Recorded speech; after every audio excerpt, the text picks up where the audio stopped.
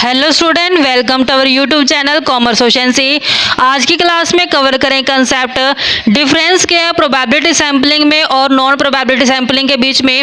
ये UGC point of view से important topic बनते हैं। इसमें से 101% क्वेश्चन आता ही आता है हर साल। तो स्टार्टिंग से लेकर एंड तक जरूर देखें पूरी क्लास को, कुछ भी पॉइंट मिस ना करें, क्योंकि हम हर एक एस्पेक्ट से जो दोनों ही कंसेप्ट प्रोबेबिलिटी और नॉन प्रोबेबिलिटी सैम्पलिंग को कवर करने की कोशिश करेंगे। सबसे पहले मैं आपको ओवरऑल इसका समअप करके मीनिंग बता देती हूँ कि क्या होता है। प्रोबेबिलिटी का मतलब क्या होता है कि पॉपुलेशन जो होती है बहुत बड़ी होती है। रिसर्चर को क्या करना होता है, उस पॉपुलेशन में से एक सैंपल उठाना होता है, लेकिन वो सैंपल ऐसा होना चाहिए जो पूरी पॉपुलेशन को रिप्रेजेंट करके चले। तो यहाँ पे जब पॉपुलेशन में से सैंपल उठाया जाता है तो हर एक जो सब्जेक्ट होता है पॉपुलेशन के अंदर उसको इक्वल अपॉर्चुनिटी मिलती है सिलेक्ट होने के लिए, तो कहलाता है प्रोबेबिलिटी सैंपलिंग।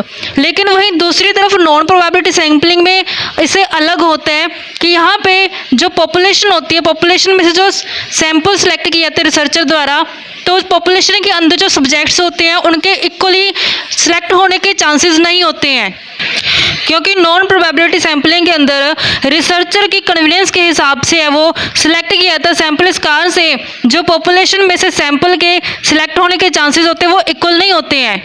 नेक्स्ट पॉइंट आता है सैम्पलिंग स्किल रिक्वायर। किसी भी काम को करने के लिए स्किल की ज़रूरत पड़ती है, लेकिन यहाँ पे जब प्रोबेबिलिटी सैम्पलिंग की जाती है स्किल की ज़रूरत तभी पड़ेगी क्योंकि पूरी पॉपुलेशन में से ऐसा सैंपल सेलेक्ट करना है जो पूरी पॉपुलेशन को रिप्रेजेंट करे। तो बिना स्किल के ऐसा नहीं हो पाएगा कि सही तरीके से जो सैंपल सेलेक्ट कर पाए। तो इस कारण से प्रोबेबिलिटी सैम्पलिंग के अंदर एक रिसर्चर को स्किल है जो ज़रूरी है, लेकिन नॉन प्रोबेबिलिटी सैम्पलिंग के अंदर अगर रिसर्चर को थोड़ी सी भी स्किल है तब भी चल जाएगा काम, क्योंकि यहाँ पे रिसर्चर ने अपनी कन्वीनियंस के हिसाब से सैंपल है जो सिलेक्ट करना होता है। क्योंकि यहाँ पे रिसर्चर क्या करता है, जैसा उसको अपने कन्वीनियंस के हिसाब से सही लगता है पूरी पॉपुलेशन में से जो सब्जेक्ट होता है उसे चुनता है एज ए सैंपल के रूप में।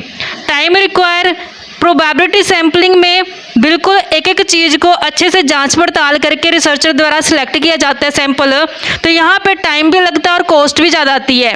लेकिन नॉन प्रोबेबिलिटी सैम्पलिंग में क्या करते हैं रिसर्चर की अपनी कन्वीनियंस के हिसाब से हो सकता है जो डाटा किसी ने ऑलरेडी पहले से रिसर्च किया उसी को उठा ले, तो यहाँ पे जो कम टाइम की ज़रूरत हो रही है खर्चा भी कम आता है। नेक्स्ट पॉइंट आते हैं estimation of population on parameter. Parameter का मतलब पॉपुलेशन से होता है, तो यहाँ पे जो एस्टिमेट लगाया जाता है पॉपुलेशन के पैरामीटर के बारे में तो ये अनबाइज्ड होता है। अनबाइज्ड का मतलब क्या है कि यहाँ पे किसी भी तरीके का पक्षपात नहीं किया जाता है रिसर्चर द्वारा, क्योंकि यहाँ पे रिसर्चर है जो बिल्कुल ईमानदारी से सैंपल को सिलेक्ट करते हैं एक एक चीज़ की छानबीन करने के बाद।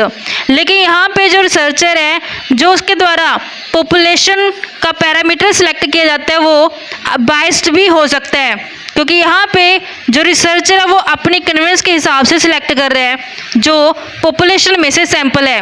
मेजरमेंट ऑफ सैम्पलिंग एरर, यानी कि जो सैम्पलिंग के अंदर कई बार गलतियाँ आ जाती हैं तो उसको मेजरमेंट कैसे किया जाता है, तो यहाँ पे स्टैटिस्टिकल मेजर्स का इस्तेमाल किए जाते हैं, जबकि यहाँ पे कोई भी ऐसी ट्रू मेजरमेंट अवेलेबल नहीं है। सिलेक्शन ऑफ सैंपल की कैसे सैंपल का सिलेक्ट किया जाता है, यहाँ पे रैंडमली सिलेक्ट किया जाता है।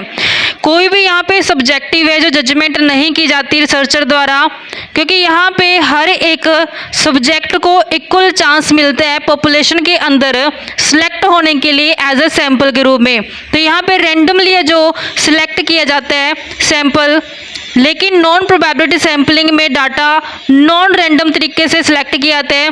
यहाँ पे जो सब्जेक्टिव जजमेंट होती है रिसर्चर की वो शामिल होती है, क्योंकि यहाँ पे रिसर्चर अपनी ही कन्वीनियंस का इस्तेमाल करता है, जैसे उसको आरामदायक लगता है उस तरीके से वो डाटे को कलेक्ट करते हैं।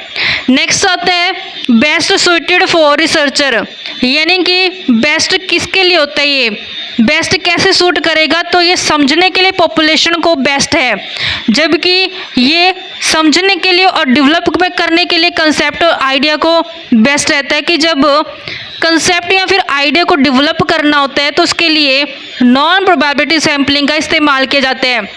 Applicable to the kind of population, यानी किस टाइप की पॉपुलेशन के ऊपर लागू किया जाता है।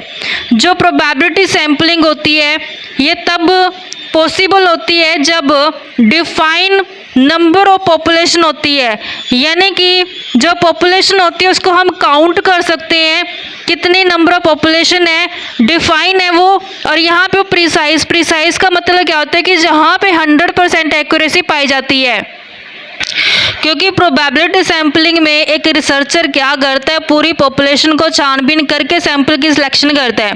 तो यहाँ पे तभी वो पॉपुलेशन की छानबीन कर पाएगा अगर जो पॉपुलेशन है वो डिफाइन है। डिफाइन का मतलब क्या है कि उसको मैं बता सकती हूँ कि 1 लाख पॉपुलेशन है, 2 लाख है, 4 लाख है, तो वो नंबर्स के अंदर मैं उसको डिफाइन कर सकती हूँ। लेकिन नॉन प्रोबेबिलिटी सैम्पलिंग के अंदर क्या होता है कि जो पॉपुलेशन होती है वो डिफाइन नहीं होती, इनडिफाइन होती है, यानी कि इनडिफाइनेट नंबर्स होते हैं, जहां पे मेरे लिए पॉपुलेशन को काउंट करना इम्पॉसिबल है कि मैं नहीं जान पाती एक्चुअल में कितने नंबर ऑफ पॉपुलेशन है।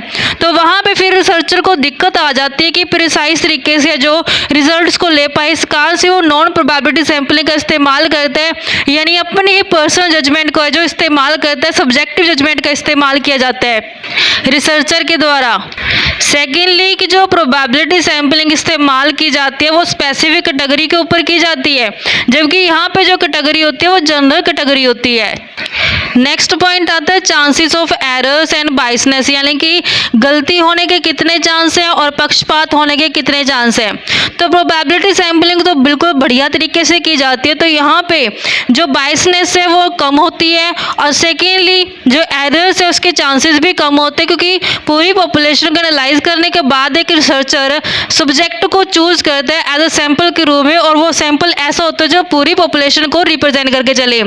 जबकि दूसरी तरफ नॉन प्रोबेबिलिटी सैंपलिंग के अंदर यहाँ पे सिस्टमेटिक एरर्स और बाइसनेस के होने के चांसेस पूरे होते हैं। हाइपोथेसिस, तो यहाँ पे हाइपोथेसिस को प्रोबेबिलिटी सैंपलिंग के अंदर टेस्ट किया जाता है। हाइपोथेसिस का मतलब क्या होता है, परिकल्पना होती है। ये हाइपोथेसिस का टॉपिक मैं आपको नेक्स्ट आने वाली क्लासेस में जरूर कवर कराऊंगी, क्योंकि ये बहुत ही इंटरेस्टिंग और इम्पोर्टेंट चैप्टर होता है। ये अपने आप में बहुत ही इंपॉर्टेंट कंसेप्ट है, तो नेक्स्ट क्लास में कवर करेंगे इसको डिटेल में। यहाँ पे सिर्फ मैं आपको ये समझाती हूँ कि प्रोबेबिलिटी सैंपलिंग के अंदर हाइपोथेसिस को तो टेस्ट किया जाता है, जबकि नॉन प्रोबेबिलिटी सैंपलिंग के अंदर हाइपोथेसिस को जनरेट किया जाता है। यहाँ पे जो टाइप्स होते हैं प्रोबेबिलिटी सैंपलिंग के, जैसे simple random sampling, systematic random sampling, stratified random sampling, cluster sampling, multi stage sampling को शामिल किए जाते हैं। जबकि नॉन प्रोबेबिलिटी सैंपलिंग के अंदर आती हैं volunteer sampling, convenience sampling, purposive sampling, quota sampling, snowball sampling और मैच सैंपलिंग। तो ये इसके टाइप्स होते हैं। तो बच्चों ये हमारे पास टाइप्स है प्रोबेबिलिटी नॉन प्रोबेबिलिटी सैंपलिंग के। कंपैरिजन करके हमने देख लिया प्रोबेबिलिटी और नॉन प्रोबेबिलिटी सैंपलिंग में क्या डिफरेंसेस है। आई होप बच्चे आपको क्लियर हो गए होंगे। नेक्स्ट क्लास में मिलेंगे एक नए टॉपिक के साथ। ऐसी रेगुलर क्लासेस के लिए आप मेरे यूट्यूब चैनल कॉमर्स प्रोफिशिएंसी को सब्सक्राइब, लाइक और शेयर करें, बेल आइकन जरूर प्रेस करें, ताकि जब भी मैंने वीडियोस अपलोड करूं सबसे पहले नोटिफिकेशन आपके पास आए, आप वीडियोस को सबसे पहले देखकर आपकी स्टडी बूस्ट अप हो।